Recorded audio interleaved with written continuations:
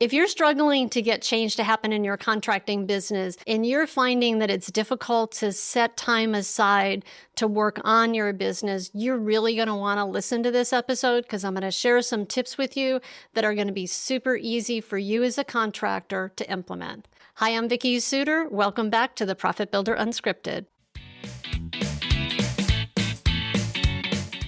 In my conversation with my client, Denise, this week, she got to talking about how it's really challenging for her to work on her business instead of working in her business. And when I started to dig a little bit further and ask some more questions, what she said was, when I'm working in my business, it's very clear to me what I've gotten accomplished. Right? When I'm doing something, when I'm meeting with a client or I'm getting a change order signed or I'm fixing a problem, I know and I can see what I've done to cause a result. But when I'm working on my business, if I'm working on a new process or a procedure, or I'm doing some research, or I'm coaching somebody, I'm not seeing the results immediately. And it's difficult for me to stay focused on those things because I like seeing results.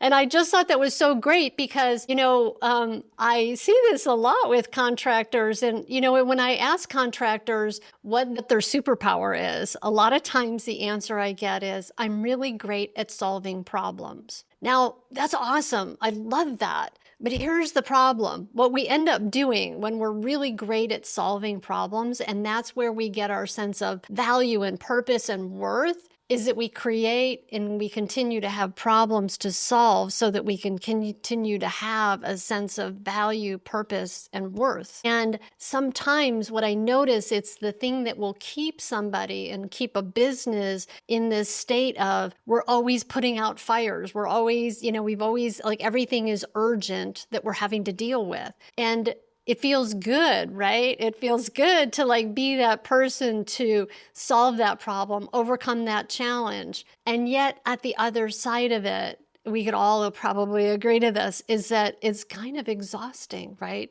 And at some point you go, all right, I don't know if this is how I always want it to be. And it comes at a point when you decide, all right, I'm gonna do something different. And what in the conversation with Denise, I said, so I wonder if you just don't have, are you lacking clarity about what is the result? What's the outcome that you want to have, as opposed to just that you're working on something? It's kind of like the analogy I use is you're working on a construction project. Now, when you start the project, you have an end result that you're going towards. It's a blueprint, it's a schematic, it's some kind of specification about what is the result that we're going towards, that as you're working on it, you're clear about what the end result is and where you're headed. So it gives it there's a different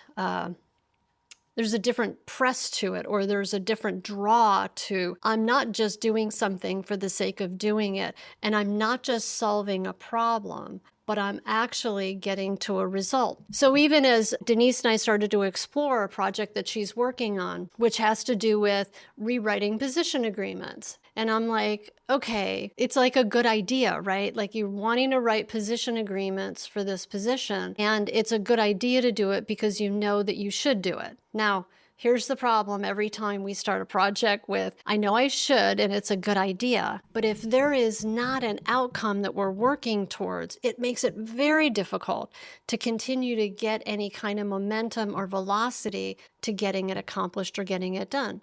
The same thing is true when we're working with employees, right? Or with our team. And we put into, maybe you can relate to this. You put a change in place. You go, you know what? We have this problem that keeps happening. And so we need to have a process so that that problem doesn't happen anymore. So here's our new procedure. But if there is not a clear outcome and there's not clear agreement about how that process or procedure is getting people to a particular result that they've agreed on, oftentimes that comes in the form of a well-written position agreement that's based on results, that processes and procedures are a tool that are in service to something else. And if you don't have this something else, it's kind of like the same as building, going and to a homeowner and they go, I want it to be completely different and I want new floors and I want new countertops. And without a blueprint or a schematic or specifications, you just start demoing things and then going, okay, what would you like next? What would you like next? I mean, like, can you imagine how crazy making that would be? Maybe some of you have actually done projects that way. They take an eternity, right?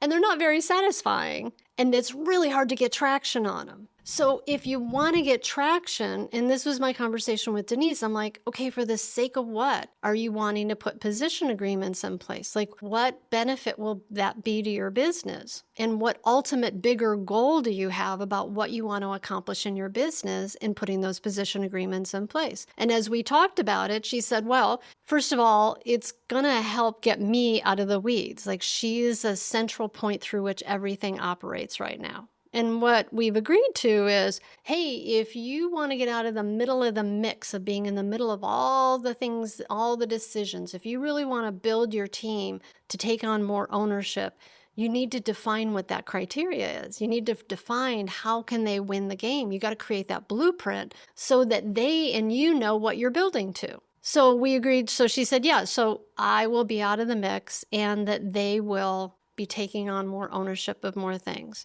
And I'm like, okay, great. So the position agreements are in service to something bigger. So what will you be doing with your time when you're not in the middle of the mix? So this was an important question. And this is good for you to answer for yourself too, because it all comes back to, hey, when I'm a problem solver, I know what I'm doing, right? Because this was the other part of the thing for Denise is I said, when you're not the one in the middle of the mix, what will you be doing? How will you be spending your time? She was like, oh, that's a really good question. So we kind of went back and forth and we explored it a little bit and we talked about like, what will her role be and what will she be doing and what her, where will her sense of contribution and value and belonging be when she's not in the middle of the mix anymore. And this is really key. And I want you, like, for you, if you're somebody that's in the middle of the mix and like all these things revolve around you and you want it to be different, right? You got to figure out what you're going to be doing with your time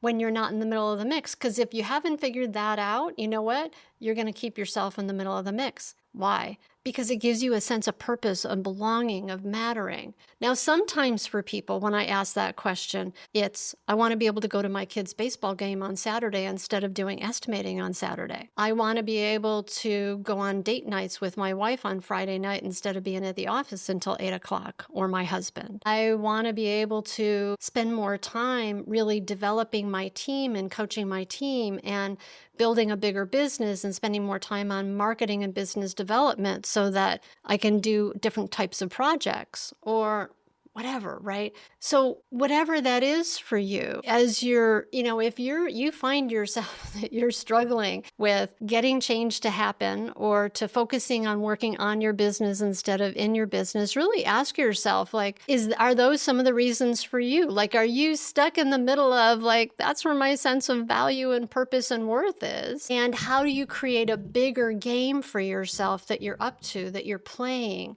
that's beyond that? What's the other way that you will win and you can be successful in your business?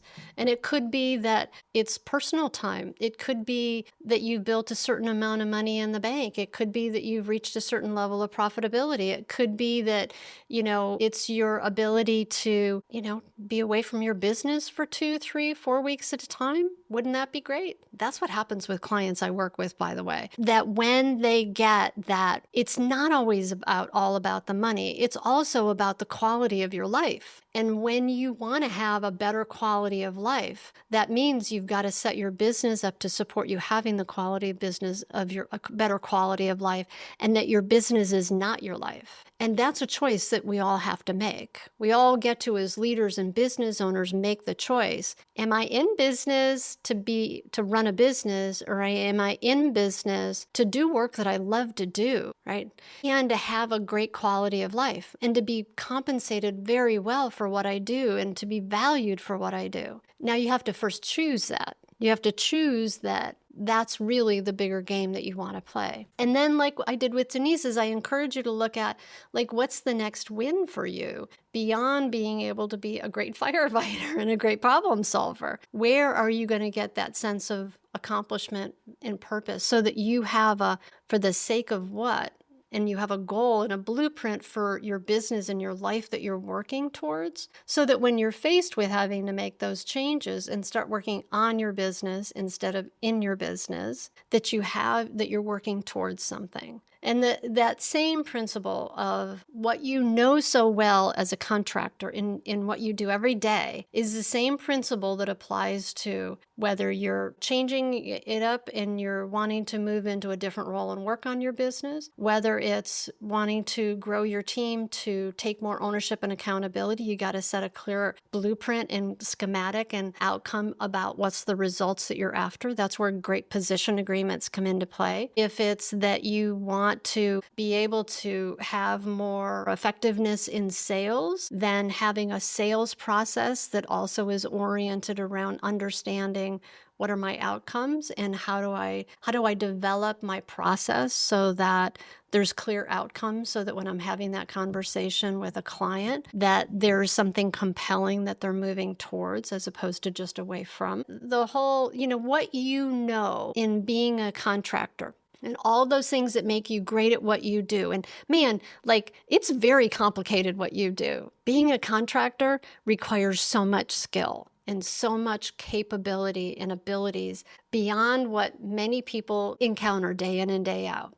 And I have such admiration and respect for you in what you do every day. And that skill and that talent and that ability to like hold and manage so many elements and make it successful are the same elements that can support you and help you in building teams that take more ownership and grow your business to the next level. And so what I'm encouraging you to do is to apply the same principles you use when you're building. Before you start making change, be clear about what your outcome is, right? Before you start building, be clear about what the result is that you want to get to. Now, here's the other thing. As a contractor, when you have a blueprint, a schematic, right? You have the specs on what you're building to. Then after you've gotten that, before you start doing anything, starting with the end in mind and looking backwards, what you do is you look at, all right, what's the end, starting with the end in mind and looking back at where am I starting from? You begin to develop a budget, a plan, a schedule, right? Like you figure out what's it going to take to get from where I am to where I want to be. So that's my other recommendation when you're about to embark on change and you want to start working on your business. The first thing is start with the end in mind. Be clear about what that is. Second step, be clear about what are you building to? What's the result you want to cause? Third, start with the end in mind and work your way backward and figure out what's it going to take to get from where you are to where you want to be before you ever begin implementing some change. My fourth recommendation is this. Start with the next smallest step. Don't try to eat an elephant all at one time. Start with what's the next one smallest thing that you can do. And just like a schedule, like a project, right? You have a schedule, like what do I want to get accomplished? Like, what are the milestones? What are the steps? So on and so forth. That same principle, if you want to implement a change in your business, you want to start working on your business, think about it just like you do a project. And then don't make it this huge thing, right? Start out with one small project and then figure out the milestones and then look at the one next smallest step and start working on it from there. And if it includes your team, get buy-in and agreement about the end result first. There's a whole process I have around position agreements and implementing position agreements that is a whole nother topic. And if you're interested in learning more about it, I have a course called Build Your Dream Team that's on my website. I'll leave a link below. But if that's a big thing for you, that you're looking to develop your team, that might be a beautiful way for you to begin a project called Let's Get Position Agreements in Place that are results driven, that are specific specific and measurable, that I know I'm setting people up to win the game because I've given them enough information. Again, just like a project, right? The more well flushed out the design and the blueprint and the specs are on a project, the more successful and the faster those projects go. So same thing is true with our teams. All right, I hope that you found this to be helpful and valuable today. I would love to hear your comments and thoughts. If you have anything to add, please drop a comment below. And as always, thanks for being part of this community. And I look forward to seeing you next time on the Profit Builder Unscripted.